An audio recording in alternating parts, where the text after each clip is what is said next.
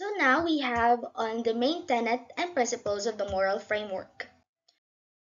So what is a Kantian ethics? So Kantian or Immanuel Kant says duty is the necessity of an act in the reverence of the moral law. In Kantian ethics is a form of deontological ethics, often portrayed as the polar ethical standpoint to which at the other end is ethical consensualism, means moral theory that suggests the consequence of one's conduct or the ultimate basis for any judgment about the rightness or wrongness of that conduct. However, in Kantian ethics, consequentialism is explicitly denied because Kantian ethics, which is a form of deontology, judges acts by their accordance with universal principles rather than their good or bad consequences. And moral actions are those performed out of duty and in accordance with the named categorical imperative that we would discuss later, but not because of any potential outcomes or the actions may produce, but how or why. So we have this called Jontology. Jontology came from the Greek word jontos means duty and logos means account or accountability. So all in all, Jontology is the theory or study of moral obligation. So with this, we get an idea that as opposed from our usual mindset that consequences determine the morality of deed, but there is another way of looking at the morality of actions, from which the moral worth is determined on whether an act is consistent with a set of prescribed moral principles or the human agent obediently conforms to its imposed duties. So, to truly understand, we can have the theory of what we call duty based ethics. It is said that a theory that unfolds using own personal understanding and experience of the word duty, as well as the implicated binding moral obligation that comes along with it. We have also it is about doing the right thing because it's your moral obligation, not because of any reward or consequences that might follow. It's like following a personal code of honor no matter what. For exact for an example, a student as a word where it implies to have duty to begin with has already accumulated ample enough experiences with various facets of duties, even at least through the binding power of moral obligation.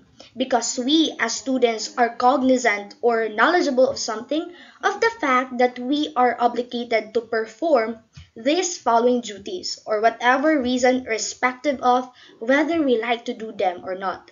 Moreover, Kantian ethic isn't so much focused on particular forms of duty and laws that vary from place to place or time to time, but rather it is an ethical theory that which conceptualizes a notion of duty based on moral laws that are universal and timeless. They are universally obligatory, not in the sense that beings reach the capacity of moral cognition to have to do with them, but rather they ought to do them. So morality here is about one's personal decision and commitment to fulfill and actualize these moral laws. Our duty consists of outright and total obedience of the moral laws. But the question is, how do we determine these moral laws? So, in categorical imperative, moral laws are determined by the Kantian criterion of morality that determines the moral or ethical laws, or the morality that determines the moral ethical laws and attempt to universalize moral laws through autonomy. Similar as how natural laws are universalized by necessity. By categorical means universality and impartiality, therefore applicable to all rational agents, without any bias or prejudice, while imperative means obligatory. So we have these key principles of Kantian ethics, where Immanuel Kant, in his theory based on the idea that the morality of an action should be judged not by its consequences, but by its whether it adheres to a set of rules or duties.